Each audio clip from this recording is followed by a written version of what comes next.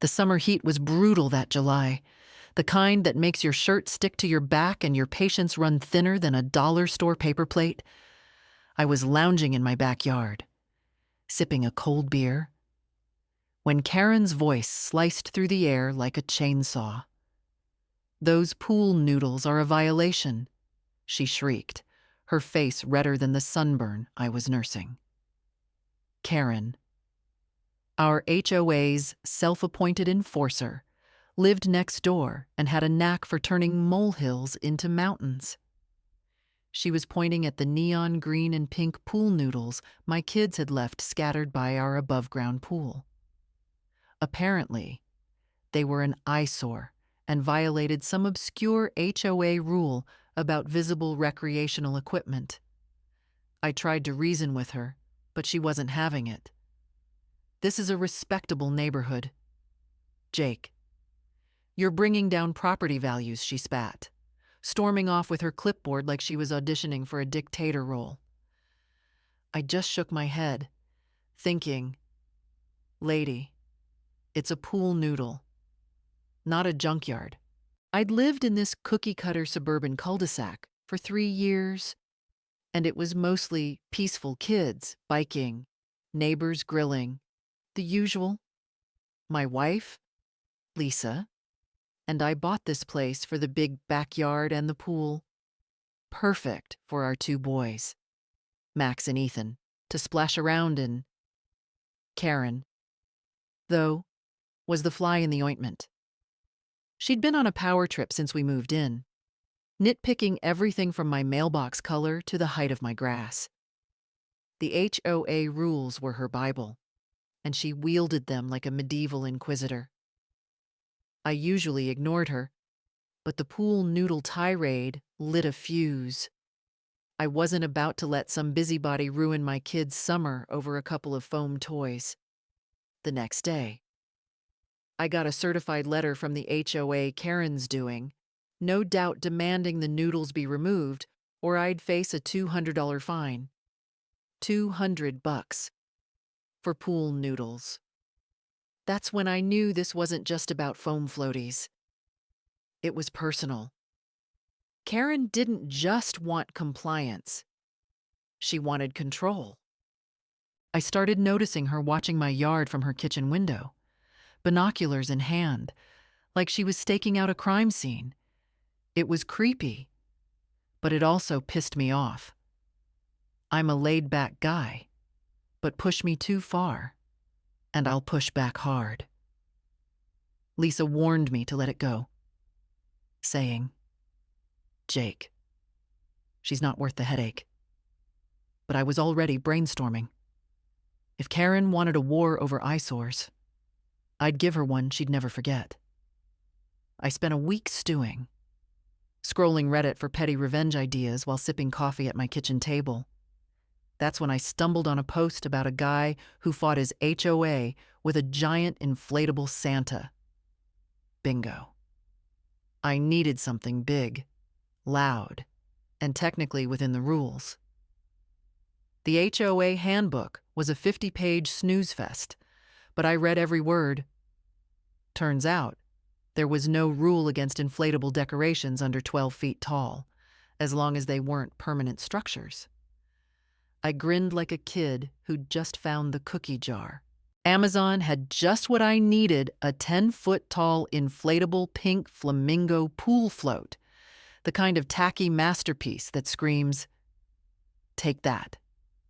Karen, I overnighted it, and when it arrived, I spent an hour inflating the monstrosity in my garage, laughing like a madman.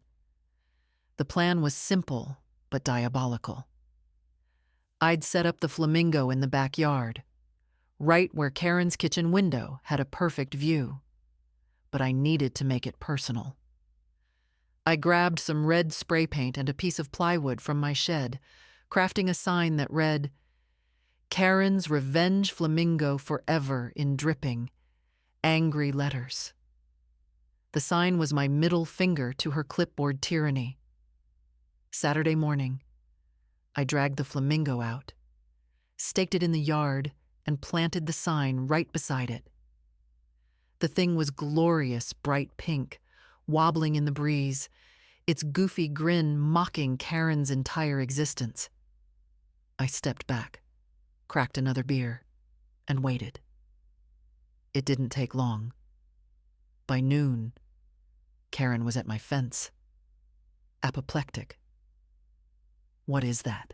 she screeched, pointing at the flamingo like it had personally insulted her ancestors. I leaned against my porch railing, smirking. "It's a pool float." "Karen? Perfectly legal. Check page 42, section 3.2. Her eyes bulged, and she started stammering about community standards, but I cut her off. "You wanted the noodles gone. They're gone. This is my new vibe." She stormed off, muttering about calling the HOA board. I knew I'd won round one, but Karen wasn't the type to go down without a fight. Here's where it got wild. That night, I woke up to a thud outside. I grabbed a flashlight and crept to the backyard. Heart pounding. The flamingo was on its side, deflated, with a massive slash in its side. Karen or someone had knifed my masterpiece. I was livid, but also weirdly impressed. She'd escalated to vandalism game on. I patched the flamingo with duct tape, re-inflated it, and added a security camera pointed right at it. Then I doubled down. I ordered 2 more flamingos, even bigger, and set them up, flanking the original. My backyard looked like a deranged tropical paradise. The sign got an update. "Karen's Revenge Flamingo Forever and Friends." Neighbors started snapping pictures, and by Monday, the cul-de-sac was buzzing. Some thought it was hilarious. Others whispered about property values. Karen was nowhere to be seen. But I knew she was plotting. The HOA meeting that Wednesday was a circus. Karen showed up with a stack of photos, ranting about my gaudy display. I calmly pointed out that the flamingos were within regulations and offered to show the board my security footage of the vandalism. The room went quiet. Karen's face turned the color of my flamingos. The board, tired of her drama, dismissed her complaint. I'd won. But the real victory was the next morning when I caught her staring at the flamingos from her window. Defeated. My kids loved the new Flamingo Land, and the neighborhood kids started begging to play in our yard. Karen's reign of terror was over, at least for now. Looking back, I probably could have just hidden the pool noodles and called it a day. But there's something satisfying about beating a bully at their own game. The flamingos are still up, and every time I see them, I chuckle. Karen's learned to keep her clipboard to herself, and the neighborhood's a little freer for it. So, what do you think? Was I the hero this cul-de-sac needed? Or just a guy with too much time and a giant inflatable bird? Drop your thoughts below. I'm curious where you stand. The end.